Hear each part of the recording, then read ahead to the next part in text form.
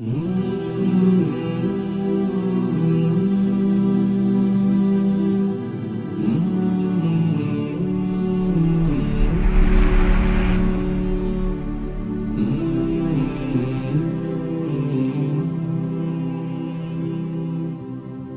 Muhammad used to greet the students of knowledge by saying marhaban, welcome to the students of knowledge. And there's a very special place for the students of knowledge, for the seekers of ilm, of knowledge, within the context of Islam.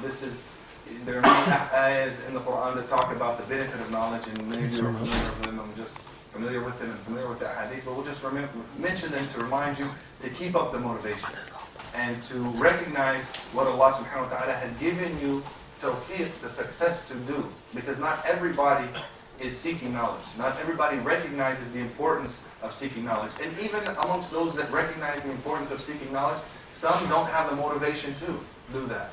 And from amongst the people that recognize it and have the motivation to do it, there's also many that don't have access to scholars. So you have, mashallah, been given the tawfiq to have your Islam, to recognize the benefit of knowledge, to have the motivation to seek knowledge, and then to have access to knowledge, to have access to seeking knowledge. So the ayah that's mentioned in the Quran, that Allah subhanahu wa ta'ala raises the people of ilm over those that don't have ilm. Also, Allah subhanahu wa ta'ala says that in the Quran, إِنَّمَا يَخْشَى اللَّهَ مِنْ عِبَادِهِ الْعُلَمَاءِ, that verily the scholars from amongst the servants of Allah subhanahu wa ta'ala, those are the ones that have khashya. And according to some of the ulama of suluk, they say that the maqam of khashya, to have fear of Allah subhanahu wa ta'ala at that level, khashya, is only for the ulama.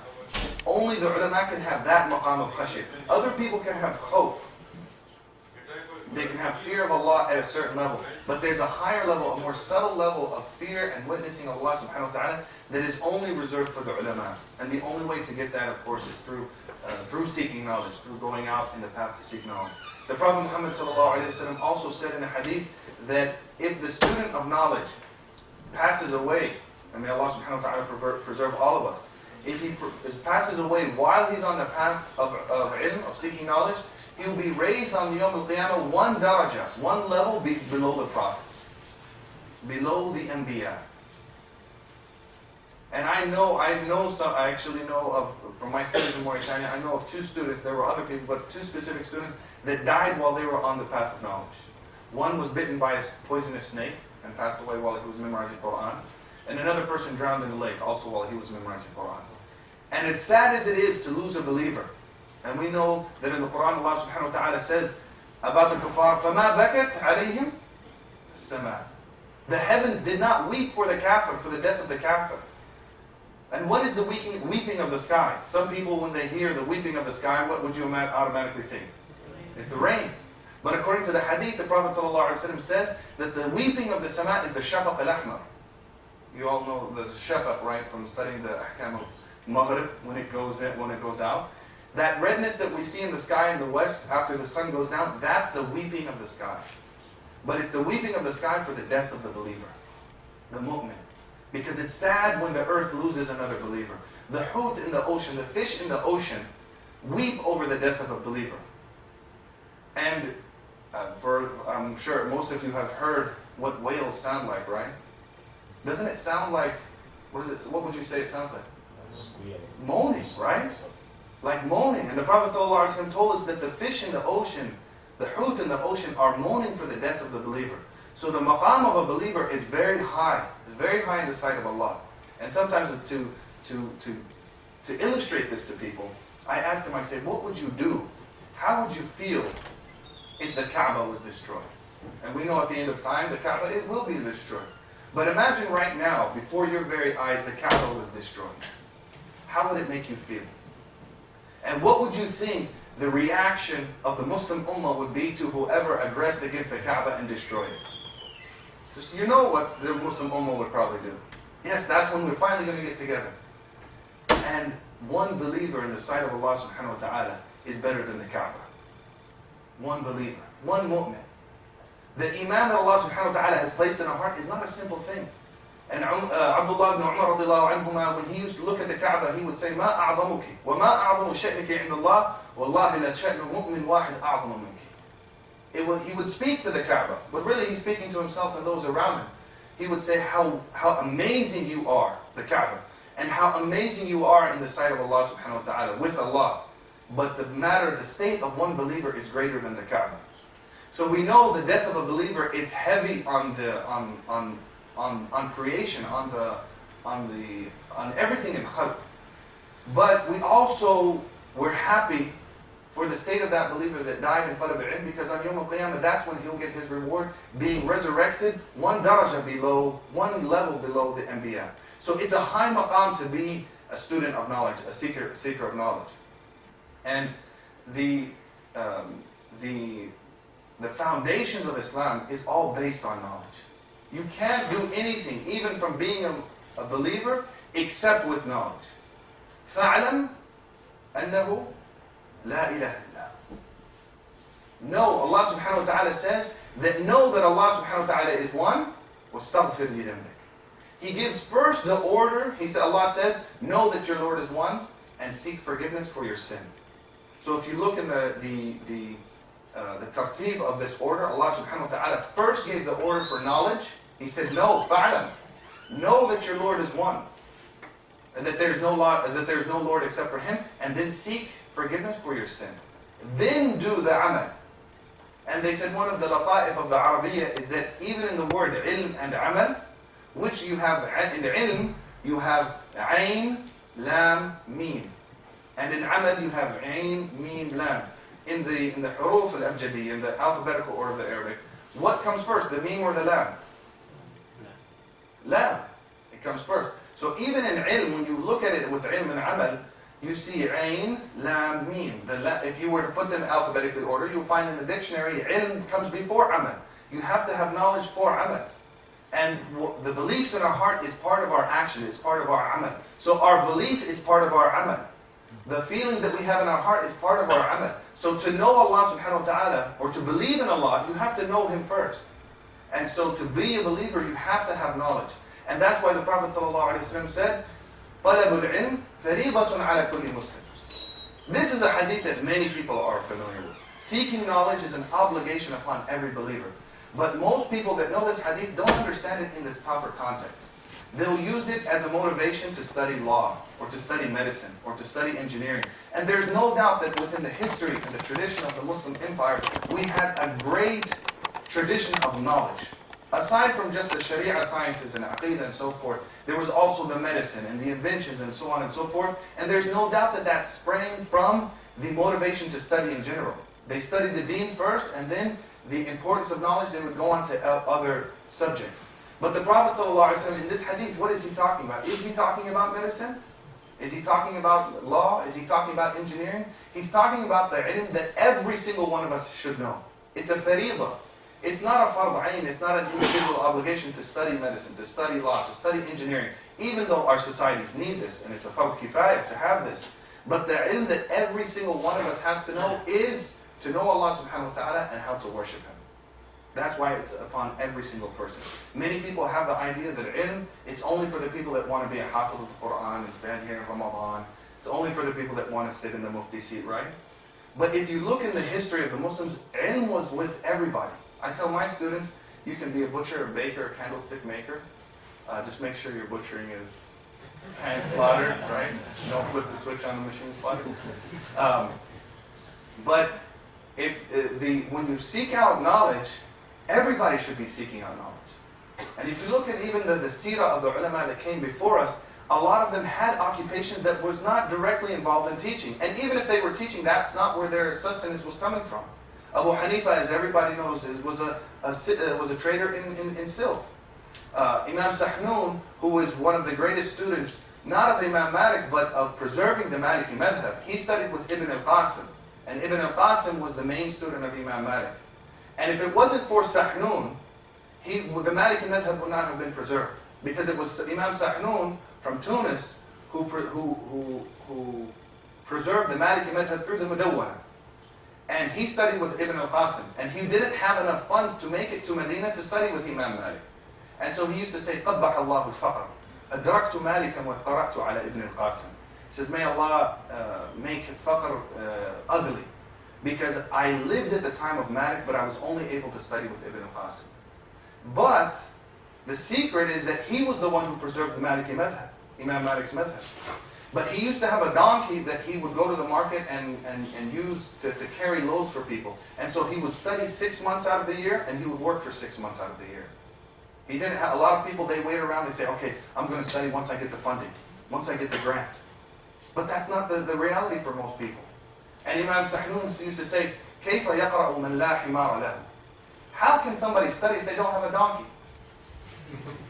Because he used to have a donkey, and that's how he supported himself so he could study knowledge. So this was the example of the ulama that they were seeking knowledge whatever the case was. Some people are waiting for the optimum situation. I find a lot of people, they say, you know, brother, I'm going to study once I go overseas. Okay, 1 year goes by, 2 years goes by, 3, 4, 5, 10 years go by. I'm going to study. I can't wait to study. To go overseas, and studying abroad is real study. And yet there's people that are becoming ulama in America, in the UK, through the systems that are being established there. You don't have to go out. You don't have to wait for that dazzling journey that will take you to the far corners of the Muslim world to sit with various groups. You could study with one person and get everything that you need right in your home city. And Imam Al-Ghazali, rahimahullah, said that one of the things that the student of knowledge should be aware of is only studying with mashahir al-ulama. One of the afat al-ilm, one of the downfalls, the pitfalls of study is that a student says, I'm only going to study with the big scholars. I'm only going to study with the big scholars. And similar to that would be people that say, I'm only going to study once I go overseas. Once I go to Qarawiyin, Azhar, Deoband, I'm not going to come to a masjid and sit in on halaqas in my home country. That's not real study. But if you look at the thamara, the fa'ida, where is the fruit able to be picked from? And that's what the talib al-ilm, he goes out and he seeks, just like the nahl, when it goes out, it goes around everything. Even if it's a war zone, the bee will still go out and go circumvent all of those treacherous areas.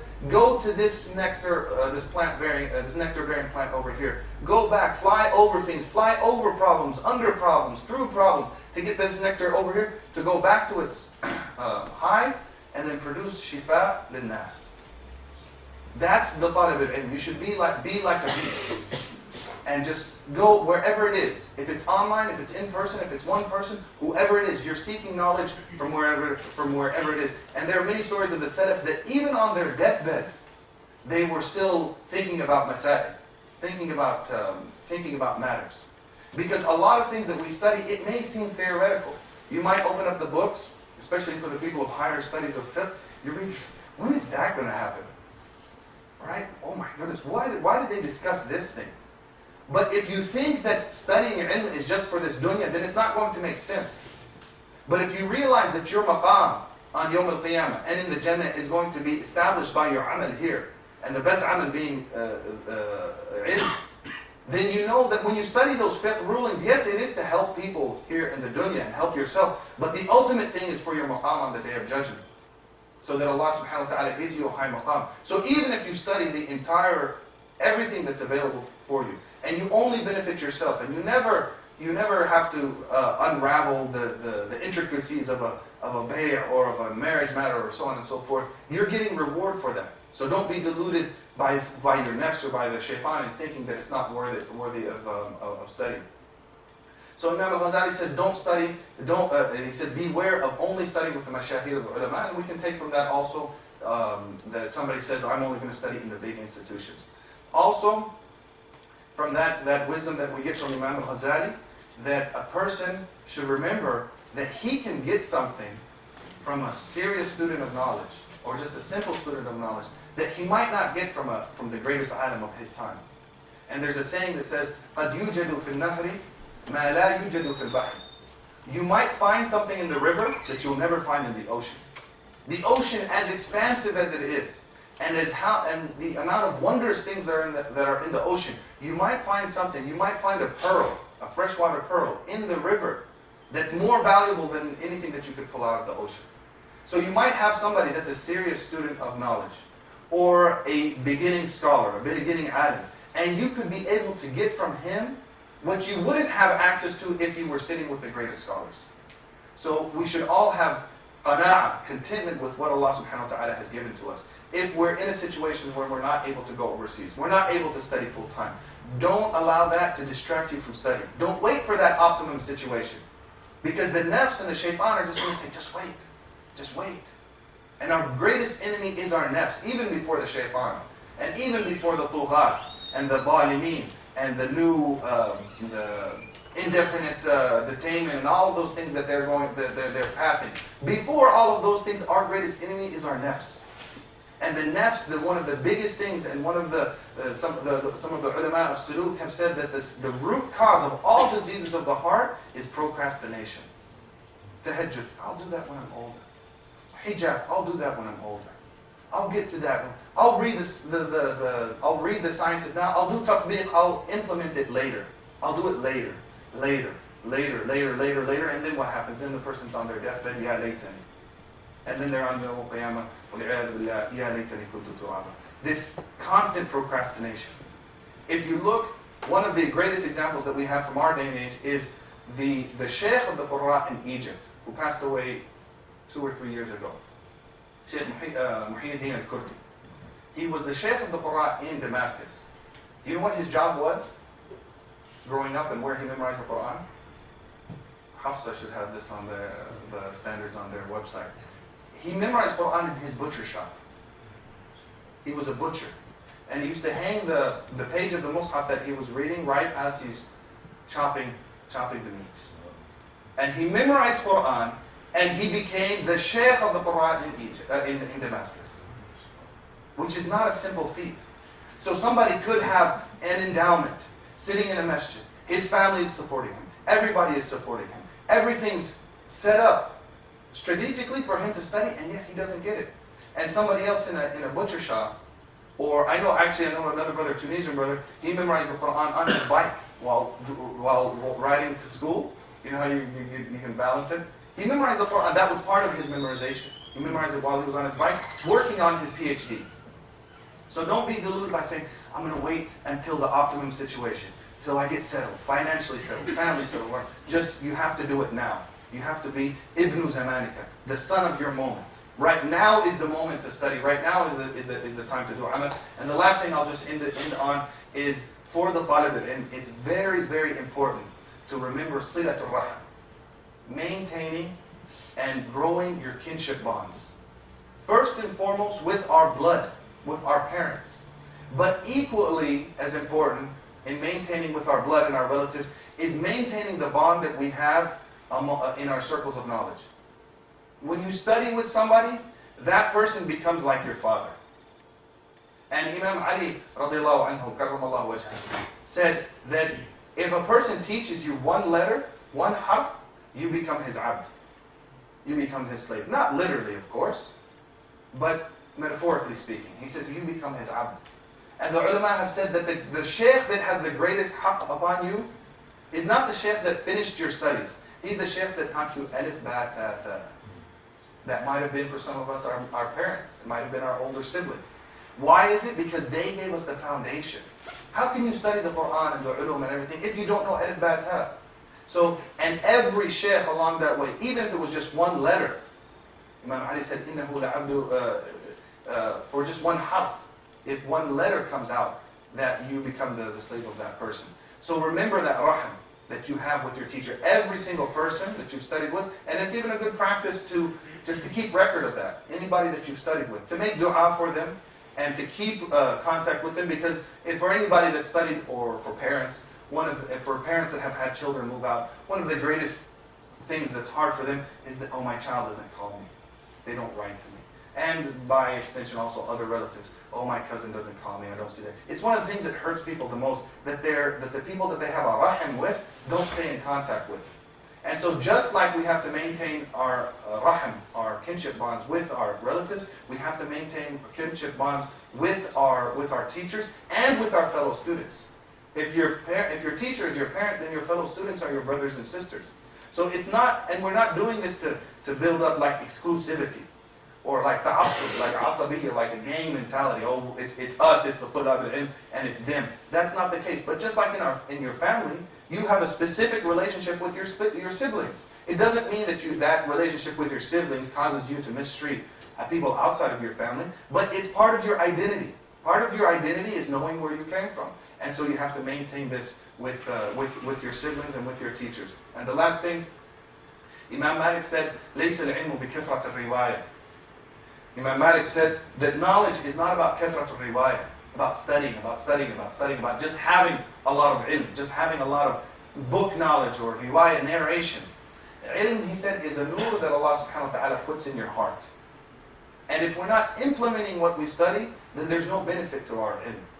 And if it was just, if the status of a person was just by studying, then who would be the most righteous today in the creation? The shaitan, Iblis. He was there before our father Abuna Adam was created. You don't think Iblis has the qira'at al-ashar memorized? And the qira'at al-shadha? And the kutub al-sihah al-sitta? And all the other 50 or more collections memorized? Bil-asani? With the jarh and the ta'deel? He knows it all. He tried to get in there to mess up the hadith science, to mess up people's understanding. And his job is to work with the ulama. He goes to misguide the ulama. He doesn't misguide the average person, because he knows if he misguides one alim, that alim could then misguide many people. So if ilm was just based on how much you know, then Iblis would be the most righteous person. But that's not the case, because he had kibr and he didn't have amal. He didn't have implementation. And the ilm without amal is not called ilm anymore. It's called a hujjah, a proof. And the reason why it's a proof is because it's a proof against us on Yawm al-Qiyamah. Allah will tell the people that know, says, this person disobeyed me and he didn't know. Even though ignorance is not an excuse of Allah, but he didn't know. But you knew. You knew what you had to do and you didn't do it. And we know the hadith about the people that have memorized the Quran or have understanding of the Quran, and don't implement it, there's a special place in hell for them. وَالْعِيَاذُ بِاللَّهِ. And also, we know that